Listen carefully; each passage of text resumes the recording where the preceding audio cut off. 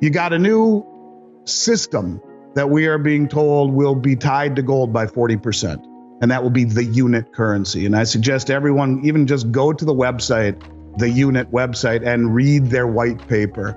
And then you have a new settlement platform, that being Project MBridge, that will sidestep the SWIFT.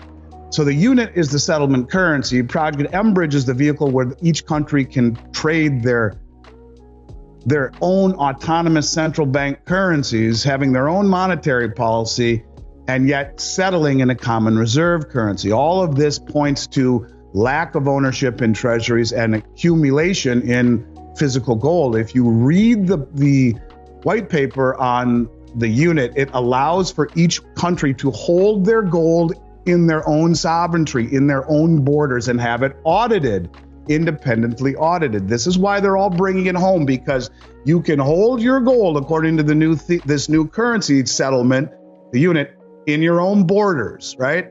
But it has to maintain this strict protocol and be audited. All right.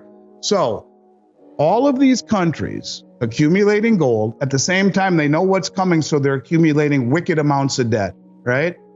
What did the guy say, the head of the central bank say for the Dutch National Bank? Oh yeah, we're okay because we got the gold in the gold revaluation account. Kind of slipped there, right? So you think all of these countries going deeper and deeper, deeper into debt. At the same time, they're buying more and more gold and bringing it all home. Bang, they revalue gold. Just like that. There will come a time where they revalue gold and gold skyrockets, making their balance sheet from putrid to solvent, just like that. Because right now, the gold held in that gold revaluation account is not able to be counted as an asset against a liability. There's a theory out there that people should research. Mike Adams is a very smart man, and he talks about something called Operation Sandman. 100+ countries that have agreed to, at some point, all dump that all at once moment. I can't confirm it. I can simply tell you that if you Google it, it's out there.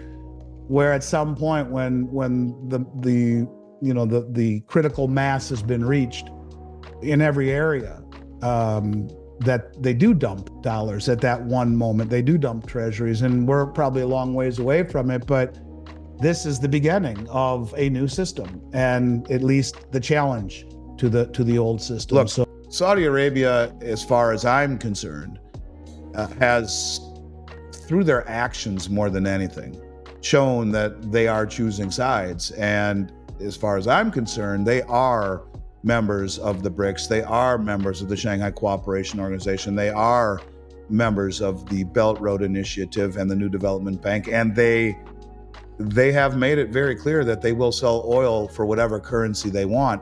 The dollar hegemony has been a function of the protection of the Saudi kingdom since 1974. And for that privilege, they would denominate oil exclusively in dollars, as they have for almost 100% of all oil sales for the last 50 years have been done in US dollars. It also was any excess proceeds are reinvested into US treasuries. And you're seeing Saudi Arabia, amongst other BRICS nations like China and Russia and India, they're all dumping US treasuries and replacing it with commodities like gold and oil, which are being remonetized. That's what's unusual about the metals market. It's considered very stupid to short a rising market. One of these days, maybe these commercial banks who sucker the hedge funds into going short, and instead of shorting the rising market, they just continue to let it run, and it will blow up some of the biggest funds in the world. Are we there? Maybe this is the setup for it. I don't know. But what I will tell you is that the common denominator in all of this Southern Hemisphere gold and silver purchasing that we see now is removal of counterparty risk. And they have shown that they do not want to leave metal held at the LBMA, or by extension, the Bank of England, or the COMEX, by extension, the New York Fed. And you have all of these countries standing for delivery. And, this is a trend that is not ending at all. In fact, it's accelerating with the June contract, which we just saw the other day, delivering 3 million ounces, 30,000 contracts stood for delivery in gold, 100 ounces each, 30,000 of those contracts, each contract being 250,000 times 30,000. That's how many contracts stood for delivery just in the June delivery month. In years past, you would get a tiny fraction of that amount. Now you get these huge amounts. And like I said, 5-6 weeks ago, you had this massive delivery that came out of COMEX, because in 2015, the CME group, which is the COMEX, created a contract that allows for delivery in Brinks, Hong Kong, which is a COMEX depository. $571 million worth of gold, or 7,560 kilobars, representing just over 243,000 ounces of gold, were delivered. It's interesting to note they were delivered in kilobars, by the way, because most of the trading on COMEX is 100-ounce bars. The mini futures contract are kilobars. That's what's traded on the Shanghai Gold Exchange. So the theory is that these entities will short the Western paper price, take possession of the contracts in exchange for physical in Shanghai, or excuse me, in Hong Kong, and then truck the metal from Hong Kong to the Shanghai Gold Exchange and sell it there, where countries like Iran have been selling oil for a long time to China, and they pay for it in yuan, which is immediately convertible into gold, cash and carry in kilobars on the Shanghai Gold Exchange. So to that person's question, why is the price so low? It's because the game is still being played. And JP Morgan, I mean, need I say more, $920 million fine for manipulating the metals market, yet they're running the world's largest silver trust. It's the largest stockpile of silver in the world and the fourth largest stockpile of gold. If they ever needed to confiscate gold and silver again, going door to door to people like you and I, and many of which who believe in the Second Amendment, is not practical. The amount of patriotism that's out there is not what it once was. So instead, you have all of this metal held in a central location by the cartel criminal banks who manipulate the market anyway. So they could come in on a Friday night, take SLV and have the largest stockpile of silver in the world, take GLD, have the fourth largest stockpile or fifth largest stockpile of gold in the world, and look the world in the face and say, what? We didn't do anything. We didn't confiscate gold the way Roosevelt did. We didn't activate eminent domain. We closed these two accounts. You can still own it if you want physically, but we just closed these, and all the money that you had in those accounts are now in your money market as of Monday morning. Yeah, it's justified, and they don't break any laws or infringe civil liberties. But, the whole thing of it is that these advisors who keep you under management by, that's how they make their money. If you will move at some point to the Moscow exchange, to the Shanghai exchange, which, by the way, over the last 75 days, the combined volume in the Shanghai futures and the Shanghai Gold Exchange, it's up 200%, and it's surpassed that of the COMEX, making it effectively the second most active precious metals commodity exchange on the planet behind the LBMA. This is not something to be taken lightly.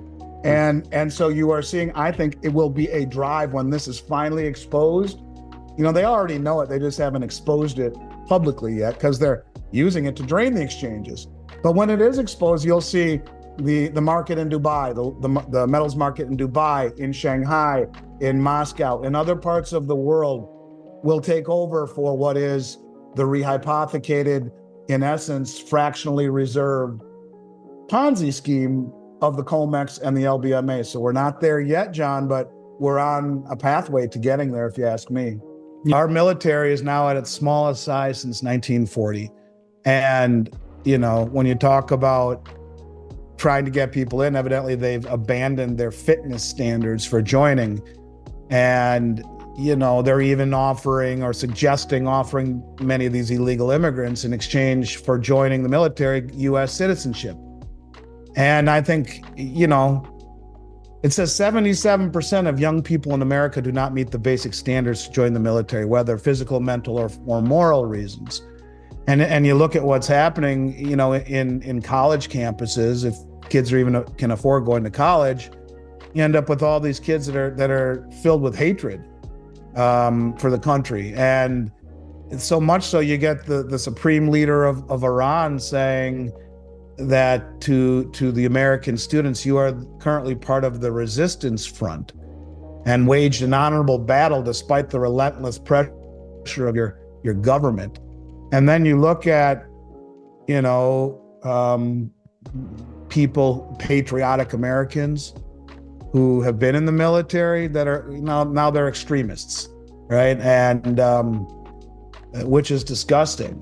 And so if you realize that a strong nation needs both a strong economy and a strong military, we have the Congressional Budget Office, which is nonpartisan, said that by 2031, 100% of tax revenue will go just to pay the interest on the debt and mandatory entitlement spending. Well, military is discretional. So in 6 years, and that doesn't include the millions and millions and millions of people who are entered this country, who's going to pay for them? The Congressional Budget Office will be way off on this. So 5 years or less, 100% of all military spending will have to be borrowed. A trillion is bigger than people can comprehend. You couldn't count to a trillion in a whole bunch of lifetimes.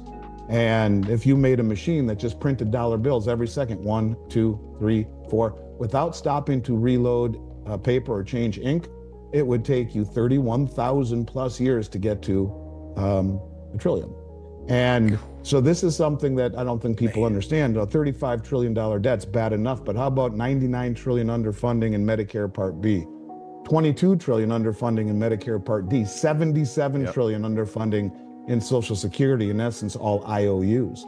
So even if we had a balanced budget today, who's going to pay for all that stuff? Who's going to pay for these promises, these entitlement payments? And on top of those three things, all the pensions, the government and military pensions, and all the entitlements that are on top of our $35 trillion debt, you have 150 in unfunded obligations. And you're talking $200 trillion worth of debt in a rising interest rate environment, as we've aggravated the world who are dumping dollars in treasuries and don't trust us anymore. This is a problem.